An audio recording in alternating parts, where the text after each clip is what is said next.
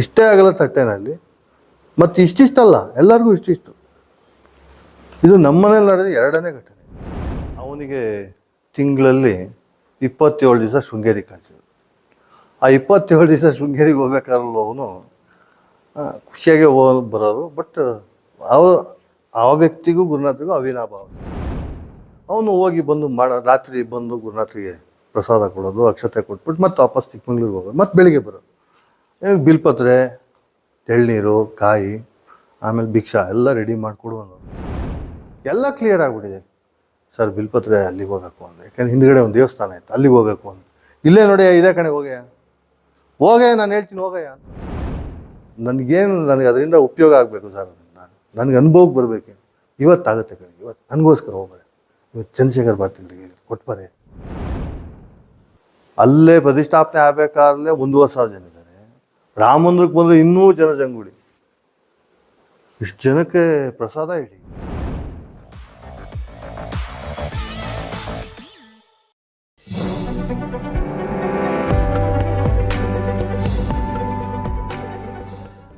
ಆತ್ಮಾರಾಮಂ ನಿಜಾನಂದಂ ಶೋಕಮೋಹ ವಿವರ್ಜಿತಂ ಸ್ಮರಾಮಿ ಮನಸಾ ನಿತ್ಯಂ ಶ್ರೀ ವೆಂಕಟಾಚಲದೇಶಿಕಂ ಅರುಣಚರಣ ಪದ್ಮಂ ಪಂಡಿತೈ ಸೇವ್ಯಮಾನಂ ನರಹರಿ ಗುರುರೂಪಂ ನಿತ್ಯ ವಿಜ್ಞಾನ ವೇದ್ಯಂ ಅಮರಗಿರಿನಿವಾಸ ಶ್ರೀನಿವಾಸ ಪ್ರಸಾದಾತ್ ಪ್ರಕಟಿತ ಚಿತ್ತಂ ಶ್ರೀಕೃಷ್ಣ ಯೋಗೇಂದ್ರ ಮೀಡೆ. ಇದೇ ಸೇಮು ಒಂದು ತಿಂಗಳು ನಮ್ಮ ಮನೇಲಿ ದ್ವಾದಶಿ ದಿವಸ ನಮ್ಮಮ್ಮ ಏನು ಮಾಡ್ತಾಳೆ, ಏನೋ ಒಂದು ಹೂರಣನೋ ಏನಾರು ಒಂದು ಇಟ್ಬಿಟ್ಟು ನೈವೇದ್ಯ ಮಾಡ್ತಾಳೆ. ಉಪವಾಸ ವ್ರತ ಮಾಡಿರ್ತಾಳೆ ಏಕಾದಶಿ. ಮಾರನೇ ದಿವಸ ದ್ವಾದಶಿಗೆ ನಮ್ಮ ಮಂದೆಯವರಿಗೆ ಒಂದು ಹೂರಣನ ಏನಾರು ನೈವೇದ್ಯಕ್ಕೆ ಇಟ್ಟಿರ್ತಾಳೆ. ಅವತ್ತು ಪುಣ್ಯಕ್ಕೆ ಏನು ಅಂದರೆ, ಅವತ್ತು ನಮಗೆಲ್ಲ ನಮ್ಮ ಮನೆಯಲ್ಲೆಲ್ಲ ಕಷ್ಟ ಕಾಲ, ಆವತ್ತು ತುಂಬ ಪರೀಕ್ಷೆ ಕಾಲ. ಆವತ್ತು ಒಂದು ಸಣ್ಣ ತಟ್ಟೆನಲ್ಲಿ ಇಷ್ಟು ಹೂರಣ ಮಾಡಿ ಅಗಲ ಮಾಡಿಬಿಟ್ಟು, ಎಷ್ಟು ಅಗಲ ತಟ್ಟೆ, ಒಂದು ಇಷ್ಟು ಅಗಲ ತಟ್ಟೆ ಅಗಲ ಮಾಡಿಬಿಟ್ಟು ನೈವೇದ್ಯ ಮಾಡಿ ಇಟ್ಟಿಲ್ಲ. ನನ್ನನ್ನು ಕರ್ಕೊಂಡು ಬೆಳಗ್ಗೆ ದ್ವಾದಶಿ ದಿವಸ ಬೆಳಗ್ಗೆ ಒಂದು 12-12:30 ಅಷ್ಟೊತ್ತಿಗೆ ಬಂದು. ನಮ್ಮಮ್ಮ ಅವಾಗ ಸ್ವಲ್ಪ ಲೇಟ್, ನಮ್ಮಮ್ಮ ನಿಧಾನಕ್ಕೆ ಪೂಜೆ ಮಾಡಿಲ್ಲ ಮಾಡೋಕ್ಕೆ ಬಂದರು. ಬರ್ತಿದ್ದಂಗೆ, ಅಮ್ಮ ನನಗೋಸ್ಕರ ಏನು ಮಾಡಿದ್ದೀರಾ ಅಂತ ಕೇಳು. ಏನು ಕೊಡೋದು, ಗುರುಗಳು ಬಂದಿದ್ದಾರೆ, ಏನು ಕೊಡೋದು. ನಮ್ಮಮ್ಮಂಗೆ ಅವ್ರದ್ದೇ ಬೇಡಪ್ಪ. ಆಮೇಲೆ ಉಳ್ಳಾಟ ಫಸ್ಟ್ ನೀರು ಕೊಡು, ಆಮೇಲೆ ಏನು ಕೊಡೋದು. ಅಲ್ಲ ನೈವೇದ್ಯ ಮಾಡಿ ಯಾರು ಕೊಡ್ಬೋದಲ್ವ ಅಂತ ಕೇಳಿದ್ರು ನಮ್ಮಮ್ಮ. ಅಂದರೆ ಅವ್ರಿಗೆ ಮುಗ್ಧತೆ, ಕೊಡ್ಬೋದಲ್ವ, ಕೊಡು, ಅದನ್ನೇ ಕೊಡು ಅಂದೆ. ಗುರು ನಮ್ಮಮ್ಮ ಏನು ಮಾಡಿದ್ರು, ನೀರು ತಂದು ಕೊಟ್ಟರು. ಆಮೇಲೆ ಏನು ಮಾಡಿಲ್ವೇ, ನೈವೇದ್ಯ ಏನು ಮಾಡಿದ್ರು ಅದನ್ನೇ ಕೊಡಿ ಅಂತಂದು ಗುರುನಾಥರು. ಇಷ್ಟು ಹೂರಣ ಮಾಡಿಬಿಟ್ಟು, ಕಾಯಿ ಹೂರಣ ಮಾಡಿಬಿಟ್ಟು ತಟ್ಟಿದ್ಲು. ಅದು ಇಷ್ಟು ಅಗಲ ಆಗಿತ್ತಲ್ಲ. ಒಂದು 25 ಜನ ಇದ್ದೀವಿ. ಹೊರಗಡೆಯಿಂದ ಒಂದು 50-60 ಜನ ಮನೆ ಸುತ್ತಮುತ್ತ ಇರೋರೆಲ್ಲ ಬಂದಿದ್ರು. ಗುರುನಾಥರು ಬಂದರೆ ಬಂದುಬಿಡ್ತಾರೆ, ಬರೋರು ಎಲ್ಲರೂ ಬರೋರು. ಅವ್ರ ಕಷ್ಟ ಸುಖ ಕೇಳಕ್ಕೆ ಬರೋರು, ಸಮಸ್ಯೆ ಹೇಳ್ಕೊಳಕ್ಕೆ ಬರೋರು, ದರ್ಶನಕ್ಕೆ ಅಂತಲೇ ಬರೋರು. ಬಂದು ಗುರುನಾಥರು ಎಲ್ಲಿರ್ತಾರೋ ಅಲ್ಲಿ ಜನ ಜಾತ್ರೆನೇ. ಬಂದರು, ನಮ್ಮಮ್ಮ ತಗೊಂಬಂದು ಕೊಟ್ಟರು. ಇದನ್ನು ಮಾಡಿದ್ದೀನಿ, ದಯವಿಟ್ಟು ಏನು ಅನ್ಕೋಬೇಡಿ. ಆಯಿತು ಕೊಡಮ್ಮ ಇಲ್ಲಿ ಅಂತ ಅದನ್ನೇ ಇಸ್ಕೊಂಡು ತಗೊಳ್ರಿ ಅಂತ ಎಲ್ಲರೂ. ನಮ್ಮ ಕಣ್ಣೆದುರುಗಡೆ ತಟ್ಟೆ ಇದೆ, ನಮ್ಮ ಕಣ್ಣೆದುರುಗಡೆನೇ ಹೂರ್ಣ ಇದೆ. ತಗೊಳ್ರಿ ಅಂತೇಳಿ ಮನೆ ಒಳಗಿರೋರೇ 30 ಜನ ಕೂತಿರೋ ಅವ್ರಿಗೂ ಕೊಟ್ಟು, ಹೊರಗಡೆ ಅವ್ರನ್ನೆಲ್ಲ ಕರೆದು ಕೊಟ್ಟು, ನಮ್ಮಮ್ಮಂಗೂ ಕೊಟ್ಟು, ಅವರು ಒಂಚೂರು ತಗೊಂಡು ಮತ್ತಿಷ್ಟು ಉಳಿದಿತ್ತು. ಮತ್ತು ಎಲ್ಲರಿಗೂ ಕೊಟ್ಟಿದ್ದಾರೆ. ಸುಮಾರು ಒಂದು 70-100 ಜನ. ಇಷ್ಟೇ ಆಗಲ್ಲ ತಟ್ಟೆನಲ್ಲಿ. ಮತ್ತು ಇಷ್ಟಿಷ್ಟಲ್ಲ, ಎಲ್ಲರಿಗೂ ಇಷ್ಟಿಷ್ಟು. ಇದು ನಮ್ಮನೇಲಿ ನಡೆದ ಎರಡನೇ ಘಟನೆ. ಒಂದು ಅನ್ನಪೂರ್ಣೇಶ್ವರಿ ಅಕ್ಷಯ ಮಾಡಿ 1 ಸೇರಕ್ಕೆ ಎಷ್ಟು ಜನ ತಿನ್ಬೋದಣ್ಣ? ಸುಮ್ಮನೆ ಒಂದು ಲೌಕಿಕ ಲೆಕ್ಕಾಚಾರ ಹಾಕಂದ್ರೆ ಏನೇ ಇದು ಮಾಡೋರು ಒಂದು 10 ಜನ ತಿನ್ಬೋದು. 150 ಜನ ತಿನ್ನೋದು ಉಂಟು ಎಲ್ಲರ. ಪೂರ್ಣದ ಇದನ್ನು ಹೆಚ್ಚು ಕಡಿಮೆ 80-100 ಜನಕ್ಕೆ ಎಲ್ಲರಿಗೂ ಇಷ್ಟಿಸ್ಕೊಟ್ಟೆ. ನಮ್ಮ ಕಣ್ಣೆದುರುಗಡೆ ನಡೆದಿದ್ದು ಇದು. ಈ ಥರ ಒಂದು ನಾವು ಪ್ರಥಮವಾಗಿ ಗುರುನಾಥ ದರ್ಶನ ಮಾಡಿದಾಗಿಂದ ಒಂದು ಹಂತದ ಹೊರಗಡೆ ನನಗೆ ತೋರಿಸಿದ್ದಂಥ ಕೆಲವೊಂದು ಈ ಥರ ಲೀಲೆಗಳು. ನಮ್ಮ ಗುರುನಾಥರು ಹಾಗೆ ಹೇಳಬೇಕು, ಗುರುನಾಥರು ಬೇಕಾದಷ್ಟು ಥರ ಲೀಲೆಗಳನ್ನು ತೋರಿಸೋದು. ಇದು ಅತ್ಯದ್ಭುತವಾದಂಥ ನಮ್ಮ ಜೀವನದಲ್ಲಿ ನನಗೆ ನಡೆದಂಥ ಅನುಭವಗಳು. ಹೀಗೆ ಒಂದು ಸತಿ ಏನು ಮಾಡಿದ್ರು, ನಮ್ಮ ಜೊತೆಯಲ್ಲಿ ನಾವು ಚಿಕ್ಕಮಂಗ್ಳೂರು ಸ್ನೇಹಿತರು, ಅವನಿಗೆ ತಿಂಗಳಲ್ಲಿ 27 ದಿವಸ ಶೃಂಗೇರಿ ಕಾಣಿಸಿದ್ರು. ಆ 27 ದಿವಸ ಶೃಂಗೇರಿಗೆ ಹೋಗ್ಬೇಕಾದ್ರಲ್ಲೂ ಅವನು ಖುಷಿಯಾಗಿ ಬರೋರು. ಬಟ್ ಆ ವ್ಯಕ್ತಿಗೂ ಗುರುನಾಥರಿಗೂ ಅವಿನಾಭಾವ ಸಂಬಂಧ. ಅವನದು ಸೈಕಲ್ ಆಯಿತು, ಅಂದರೆ 27 ದಿವಸ ಆಯಿತು. ಯಾಕೆ 27 ದಿವಸ ನಿಮಗೆ ಹೇಳ್ತಾ ಇದ್ದೀನಿ ಅಂದರೆ, ಆ 27 ದಿವಸನೂ ಗುರುನಾಥನ ಮನೆ ಹಿಂಭಾಗದಲ್ಲಿ ಒಂದು ಬಿಲ್ಪತ್ರೆ ಮರ ಇದೆ. ಎಷ್ಟು ಅಂತ ಕುಯ್ಕೊಂಬರ್ತೀರಾ? ಎಷ್ಟು ಕುಯ್ಕೊಂಬರ್ತೀರಾ? ನಾನು ಹತ್ತುತ್ತಿದ್ದೆ ಮೇಲೆಲ್ಲ. 27ನೇ ದಿವಸ 27 ದಿವಸದಲ್ಲಿ 27ನೇ ದಿವಸದ್ದು ಹೇಳ್ತೀನಿ. ಅವನು ಹೋಗಿ ಬಂದು ರಾತ್ರಿ ಬಂದು ಗುರುನಾಥರಿಗೆ ಪ್ರಸಾದ ಕೊಡೋದು, ಅಕ್ಷತೆ ಕೊಟ್ಬಿಟ್ಟು ಮತ್ತೆ ವಾಪಸ್ ಚಿಕ್ಕಮಂಗ್ಳೂರಿಗೆ ಹೋಗೋದು, ಮತ್ತೆ ಬೆಳಿಗ್ಗೆ ಬರೋದು. ಬಿಲ್ಪತ್ರೆ, ಎಳ್ನೀರು, ಕಾಯಿ, ಆಮೇಲೆ ಭಿಕ್ಷಾ ಎಲ್ಲ ರೆಡಿ ಮಾಡಿ ಕೊಡುವನವರು. ಎಲ್ಲ ರೆಡಿ ಮಾಡಿ ಅವನಿಗೆ 2 ಚೀಲ ಕೊಡೋದು. ಅವನು ತೂಕ ಆಗೋದಲ್ಲ, ಇದಕ್ಕೆ ಹಾಕೋ, ಅದಕ್ಕೆ ಹಾಕೋ ಅಂತೇಳಿ ಅನ್ನೋನು. ಅದೇನು ತಗೊಂಡು ಒಟ್ಟಲ್ಲಿ ಏನು ಅವಾಗ ಹಿಂಗೆ ವೆಹಿಕಲ್ಗಳಿರಲಿಲ್ಲ, ಬಸ್ಗೆ ಹೋಗ್ಬೇಕು, ಬಸ್ಸಿಗೆ ಬರೋದು. ಅವನು ಎಕ್ಸಾಕ್ಟ್ 8:30 8:15 9 ಗಂಟೆಗೆ ಬರೋನು. ನೋಡಯ್ಯ, ರೆಡಿ ಮಾಡಯ್ಯ, ಅವನಿಗೆ ಶೃಂಗೇರಿಗೆ ಏನೇನು ಬೇಕೆಲ್ಲ ರೆಡಿ ಮಾಡಯ್ಯ, ಬಿಲ್ಪತ್ರೆ ಥರ ದಿನ ಎಲ್ಲ ಕಳಿಸೋರು. 27ನೇ ದಿನ ಏನಾಗ್ಬಿಡ್ತು, ನಾನು ದಿನ ಕುಯ್ಕೊಂಬರ್ತಿದ್ನಲ್ಲ ಬಿಲ್ಪತ್ರೆ ಮರ, ಒಂದೇ ಒಂದು ಬಿಲ್ಪತ್ರೆನೂ ಇಲ್ಲ.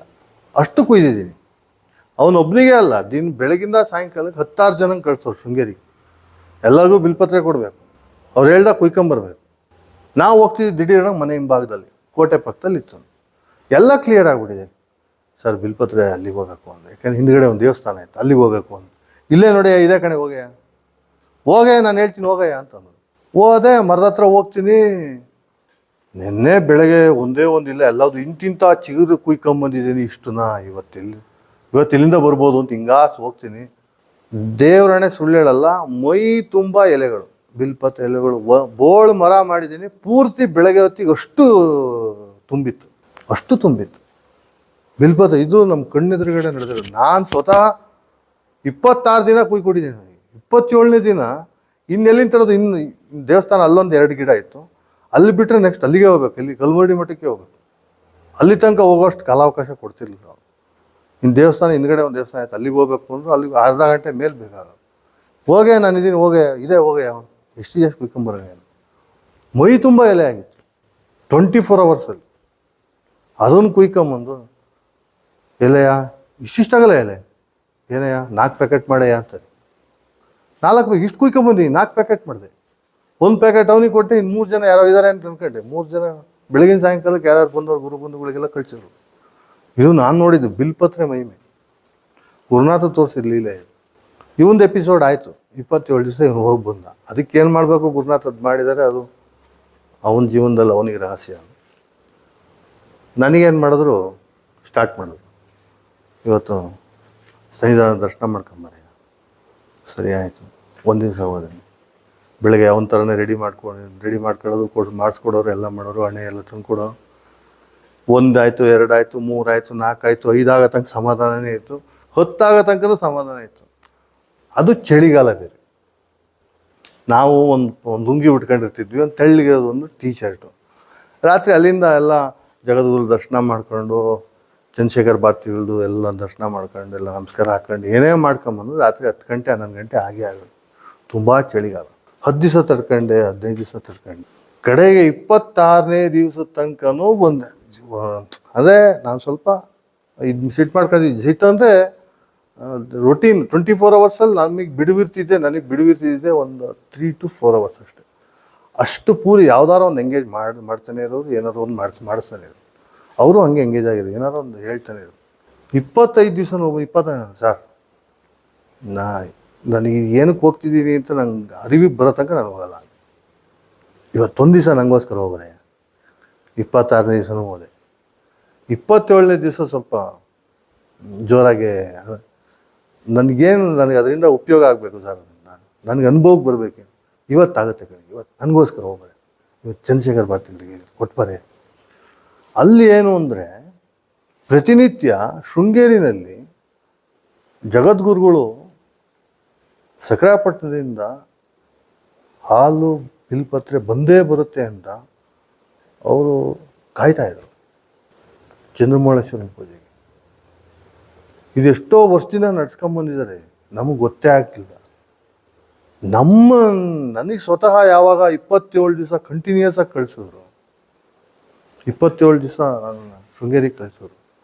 ಆ 27ನೇ ದಿವಸ 5 ಪ್ಯಾಕೆಟು ಬಿಲ್ಪತ್ರೆ ತಗೊಂಡಿದ್ದ. ಗುರುಭವನಕ್ಕೊಂದು, ಚಂದ್ರಶೇಖರ್ ಭಾರತಿಗಳಿಗೆ, ರುದ್ರ ನರಸಿಂಹ ಭಾರತಿಗಳಿಗೆ, ಎಲ್ಲ ಕಡೆಗೂ 5 ಪ್ಯಾಕೆಟ್ ಇತ್ತು. ಅಲ್ಲಿ ಕಾಯ್ತಾ ಇರೋರು. ನಮಗೆ ಏನೇನೋ ಅನುಭವಕ್ಕೆ ಬರಬೇಕು, ಇಲ್ಲ ಯಾರೋ ಒಬ್ರು ಹೇಳಬೇಕು, ಇಲ್ಲ ಗುರುನಾಥ್ರೆ ಕೆಲವೊಂದು ಸಾರಿ ನಾ 10 ಜನ ಕೂತಿದ್ದಾಗ ಹೇಳೋರು ಅಧ್ಯಾತ್ಮದ ಬಗ್ಗೆ ಮಾರ್ಮಿಕವಾಗಿ ಮಾತಾಡೋರು. ಅವ್ರು ಯಾವತ್ತೂ ಆತ್ಮ ಧ್ಯಾನ ಆ ಥರ ಏನೂ ಮಾತಾಡಲಿಲ್ಲ. ಮಾರ್ಮಿಕವಾಗಿ ನಿನ್ನ ಜೊತೆ ನೀನು ಇರೋದು ಕಲ್ತ್ಕೊಳ್ಳೆ ಅನ್ನೋರು. ನನಗೆ ಹೇಳೋರು ನಿನ್ನ ಜೊತೆ ನೀನು ಇರೋದು ಕಲ್ತ್ಕೊ ಅನ್ನೋರು. ಅಭ್ಯಾಸ ಮಾಡ್ಬೇಕಣೆಯ, ನಿನ್ನ ಜೊತೆ ನೀನಿರೋದನ್ನ ಅಭ್ಯಾಸ ಮಾಡಬೇಕು. ಅಂಥ ಬೋರ್ ಗರಿತದೆ ಮಳೆ. ಈಶ್ವರನ ದೇವಸ್ಥಾನದ ಎದುರುಗಡೆ ನಿಲ್ಲಿಸಿದ್ರು ನನ್ನ. ಮಳೆ ಅಂದರೆ ಅಂತಿಂಥ ಮಳೆಯಲ್ಲಿ ಎಷ್ಟು ತಪ್ಪಾನಿ. ಅವರು ಬರಿ ಮೇಲೆ ನಿಂತಿದ್ದಾರೆ, ನಾನು ಬರಿ ಮೇಲೆ ನಿಂತಿದ್ದೀನಿ, ಶರ್ಟ್ ಹಾಕ್ಕೊಂಡಿಲ್ಲ. ಹೋಗ್ತಿರ್ಬೋದು ಸರ್, ನಾನೇನು ಕೇಳಲ್ಲ ಸರ್, ಹೋಗ್ತಿರ್ಬೋದು ಬಣವ್ರಕ್ಕೆ, ನಂದೇನಿಲ್ಲ ಸರ್ ಅನ್ನೋದು. ನಾನು 1 ಗಂಟೆ ನಿಂತ್ಕೊಂಡೆ, 1 ಯಾಕೆ ಹಿಂಗೆ ಅಂತೀಯಾರೆ ಅಂತಲೇ ಗೊತ್ತಿಲ್ಲ. 1-1.5 ಗಂಟೆ ನಿಂತ್ಕೊಂಡೇ ನಿಂತಿದ್ದೀವಿ ಇಬ್ಬರು. ಅದೇನು ಅವರಿಗೆ ನನಗೆ ಅಂತಿದ್ರು ಬೇರೆಯವ್ರಿಗೆ ಅಂತಿದ್ರು ಅಂತ ಗೊತ್ತಿಲ್ಲ. ಆಮೇಲೆ ಅಣ್ಣಯ್ಯ ಬಂದ ಛತ್ರಿ ಹಿಡ್ಕೊಂಡು, ಅವನಿಗೆ ಕೊಡೆ, ಅವನಿಗೆ ಹಿಡಿ ಅಂತ. ಇಲ್ಲ ನೀವು ಹಿಡ್ಕೊಳ್ಳಿ. ಅವ್ನು ಸ್ವಲ್ಪ ಮಾತಾಡೋದು ನೀವು ಬರೆಯ, ಅವ್ನಿಗೊಂಚೂರು ಏನಾರು ಕಾಫಿ ಗೀಫಿ ನೋಡಿ. ಸರಿ ಅವ್ನು ಹೋದ, ಕಾಫಿ ತಗೊಂಬಂದ. ಗುರುನಾಥರು ಅಲ್ಲೇ ಹಳ್ಳಿ ಮಲ್ಪದ್ದು ಮಳೆ ಸಮಾಧಾನ ಆಗಿತ್ತು. ಕಾಫಿ ನನಗೂ ಕೊಟ್ಟರು, ಕುಡ್ದೆ. ಅವರು ಒಂದು ದೊಡ್ಡ ಕಾಫಿ ಕೊಡೋರು. ಏನು ಗೊತ್ತನೇ ಇದು, ನೀನು ನನ್ನಂಗೆ ಆಗಬೇಕು ಅಂದರು. ನಿದ್ರೆ ಆಹಾರ ಮೈಥುನ ಇದನ್ನೆಲ್ಲ ಗೆಲ್ಲಬೇಕು ಕಣೆ. ಆಸೆ ಅಲ್ವೇ ನಿನಗೆ? ಆಸೆ ಎಂಥದ್ದು ಬಂತು ಸರ್ ಇದು? ನೀವೇ ಅನುಭವ ಕೊಡ್ತಿದ್ದೀರಲ್ಲ, ನೀನು ನನ್ನಂಗೆ ಆಗ್ಬೇಕು ಕಣೆಯ. ಅವತ್ತು ಆ ಮಾತು ಹೇಳಿದ್ರು. ಮಳೆ ಅಂದರೆ ಮಳೆ. 1 ಗಂಟೆ ಬೈತಾರೆ ಮಳೆ ನಿಲ್ಸ್ಕೊಂಡು. ಈಶ್ವರನ ದೇವಸ್ಥಾನ ಎದುರುಗಡೆ ಅರಳಿ ಮರ ಎದುರುಗಡೆ ಈಶ್ವರನ ದೇವಸ್ಥಾನ ಮಧ್ಯದಲ್ಲಿ ರಸ್ತೆ. ಇವಾಗ ಟಾರ್ ರೋಡ್ ಹಾಕ್ಯಾರೆ, ಅವತ್ತು ಮಣ್ಣಿನ ರಸ್ತೆ ಅದು. ಆ ಮಳೇಲಿ ಕೂಡ ಬೆವ್ತಿದ್ದೀನಿ ನಾನು. ಅವ್ರು ಆಡೋ ಮಾತಿ. ಯಾಕೆ ಹಿಂಗಂತೇಳಿ ನಾನೇನು ಮಾಡಿದೆ, ಏನು ತಪ್ಪು ಮಾಡಿದೆ? 27 ದಿವಸ ಶೃಂಗೇರಿಗೆ ಹೋದಾಗ, ಶೃಂಗೇರಿಗೆ ಯಾಕೆ ಕಳಿಸಿದ್ರು ಅಂತ ಅರಿವಾಯಿತು. ಅಂದರೆ ಅಲ್ಲಿ ಪೂಜೆ ಪುನಸ್ಕಾರಕ್ಕೆ ಗುರುನಾಥರ ಕಡೆಯಿಂದ ಏನಾದರೂ ಒಂದು ಭಿಕ್ಷಾನೋ ಅಥವಾ ಏನೋ ಬರುತ್ತೆ ಅಂತ ನೋಡ್ತಿರ್ತಾರೆ. ಇನ್ನೊಂದು ಮುರಳಿಗೂ ಕಳಿಸಿದ್ರು. ನಾನು ಏನೋ ಒಂದು ಒಳ್ಳೆಯ ಉದ್ದೇಶಕ್ಕೆ ಕಳಿಸಿರ ಅಂತ ಸಮಾಧಾನ ಮಾಡ್ಕೊಂಡು ಹೀಗೆ 1997ನೇ ಇಸ್ವಿ ಬಾಣಾವರದಲ್ಲಿ ಕೃಷ್ಣ ಯೋಗೇಂದ್ರ ಸರಸ್ವತಿ ಪರಮಹಂಸರ ವೃಂದಾವನಕ್ಕೆ RCC ಆಗಿತ್ತು. ಸೊ ಆ ಪ್ರಕ್ರಿಯೆಗಳೆಲ್ಲ ಆಗಿತ್ತು. ಅಲ್ಲೊಂದು ಈಶ್ವರನ ಪ್ರತಿಷ್ಠಾಪನೆ ಮಾಡಬೇಕು ಅಂತ ಆಗಿತ್ತು. ಅದನ್ನು ಪೂರೈಸಬೇಕಾದ್ರೆ ಈಶ್ವರಲಿಂಗ ಬಂತು, ರಾಮನದಲ್ಲಿ ಇಳಿಸಿದ್ವಿ. ರಾತ್ರಿ ಬಂದರು ಗುರುಗಳು. ವಿಜಯದಶಮಿ ದಿವಸ ಅದು ಪ್ರತಿಷ್ಠಾಪನೆ ಮಾಡಿದ್ದು. ನಮ್ಮ ಬಾಣಾವರದಲ್ಲಿದ್ದ ಕೆಲವು ಪುರೋಹಿತರುಗಳೆಲ್ಲ ಏನು ಹೇಳೋದು ಅಂದರೆ, ಗುರುಗಳೇ ವಿಜಯದಶಮಿ ದಕ್ಷಿಣಾಯನದಲ್ಲಿ ಈಶ್ವರನ ಪ್ರತಿಷ್ಠೆ ಮಾಡ್ಬೋದಾ ಅನ್ನೋದೊಂದು ಪ್ರಶ್ನೆ ಬಂತು.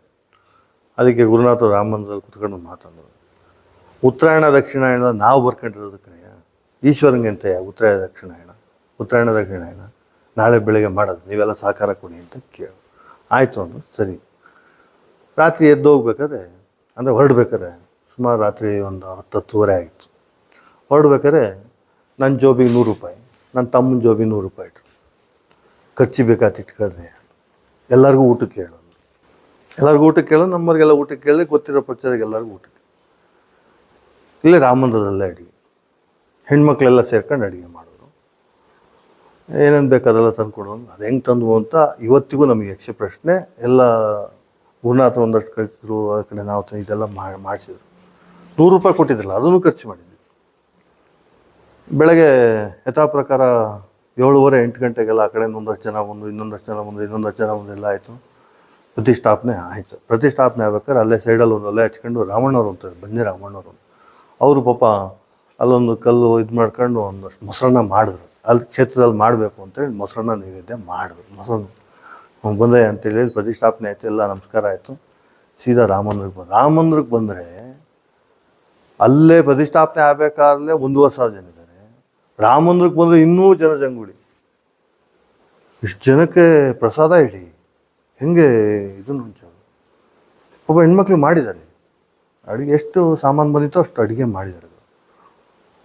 ಆಮೇಲೆ ಒಳಗಡೆ ಒಂದ್ಸತಿ ಗುರುನಾಥರು ಬಂದರು, ಹಿಂಗೆ ಬರೀ ಬಗ್ಗು ನೋಡಿದ್ರು ಅಷ್ಟೆ, ಒಳಗೂ ಬರಲಿಲ್ಲ. ಸುಮ್ಮನೆ ಹಿಂಗೆ ಬಗ್ಗು ನೋಡಿದ್ರು ಅಷ್ಟೆ. ಸುಮಾರು ಒಂದು 2,000 ಜನಕ್ಕೆ ಊಟ ಆಯಿತು. ನೀವು ನಂಬ್ತೀರಾ? 2,000 ಜನಕ್ಕೆ ಊಟ ಆಯಿತು. ಎಲ್ಲರಿಗೂ ಹೇಳಿದ್ರು, ಎಲ್ಲರೂ ಬಂದಿದ್ರು. ಗುರುನಾಥರು ಅವತ್ತೆಷ್ಟು ಲವಲೋಕಿಯಿಂದ ಖುಷಿಯಾಗಿ ಕೂತ್ಕೊಂಡು ಬಂದವ್ರಿಗೆಲ್ಲ ಆಶೀರ್ವಾದ ಮಾಡಿ, ಕೆಲವರು ಕಷ್ಟ ಹೇಳ್ಕೊಂಡ್ರು, ಅದನ್ನ ಬಗೆಹರಿಸಿ, ಸಮಸ್ಯೆ ಹೇಳ್ಕೊಂಡವ್ರಿಗೆ ಬಗೆಹರಿಸಿ ಅಲ್ಲಿಂದ ಹೊರಟಾಗಲಿ ಗುರುನಾಥರು 5 ಗಂಟೆ. ನಮಗೆ 100 ರೂಪಾಯಿ ಕೊಟ್ಟಿದ್ರಲ್ಲ, ನನಗೆ ನನ್ನ ತಮ್ಮನಿಗೆ ನಾವು ಮತ್ತೆ ಹಿಂಗೆ ಜಾಬ್ ನೋಡ್ಕೊಂಡ್ರೆ ಅದೇ 100 ರೂಪಾಯಿ ಇತ್ತು. ಇದು ಈಶ್ವರನ ಪ್ರತಿಷ್ಠಾಪನೆಯಲ್ಲಿ ಬಾಣಾವರದಲ್ಲಿ ನಡೆದಂಥ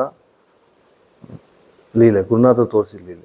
100 ರೂಪಾಯಿ ಖರ್ಚು ಮಾಡಿದ್ದೀವಿ ನಾವು. ನಮಗೆ ತುಂಬ ಚೆನ್ನಾಗಿ ನೆನಪಿದೆ. ಆ 100 ರೂಪಾಯಿ ಯಾರಿಗೆ ಕೊಟ್ವಿ ಅನ್ನೋದು ಗೊತ್ತಿದೆ. ಬಟ್ ಬೆಳಗ್ಗೆ ನನ್ನ ಜಾಬಲ್ಲಿ 100 ರೂಪಾಯಿ ಹಂಗೆ ಇತ್ತು. ಸಾಯಂಕಾಲ ಅವ್ನು ಕೇಳಿ, ನನ್ನ ತಮ್ಮಂಗೆ ಕೇಳಿ, ಅವನ ಜಾಬಲ್ಲಿ 100 ರೂಪಾಯಿ ಹಂಗೆ ಇತ್ತು. ಎಷ್ಟು ಸಾವಿರ ಜನ ಊಟ ಮಾಡಿದ್ದಾರೆ. ಈಶ್ವರನ ಪ್ರತಿಷ್ಠಾಪನೆಯಲ್ಲಿ ಅದೊಂದು ಲೀಲೆ ಚೆನ್ನಾಗಿ, ಅದು ಇವತ್ತಿಗೂ ಮರ್ತಿಲ್ಲ ನಾವು. ಎಲ್ಲರೂ ಹೊಟ್ಟೆ ತುಂಬ ಊಟ ಮಾಡಿದ್ದಾರೆ. ಯಾರು ಬಂದಿರು ಅಲ್ಲಿ ಓಡಾಡಿದ್ದು ಬೆಕ್ಕಿನ ಮರಿಗೆ ಸಹಿತ ಬಿಟ್ಟಿಲ್ಲ, ನಾಯಿ ಮರಿಗೆ ಸಹಿತ ಬಿಟ್ಟಿಲ್ಲ, ಎಲ್ಲದಕ್ಕೂ ಊಟ ಬಡಿಸಯ್ಯ. ಇದು ಈಶ್ವರನ ಪ್ರತಿಷ್ಠಾಪನೆ.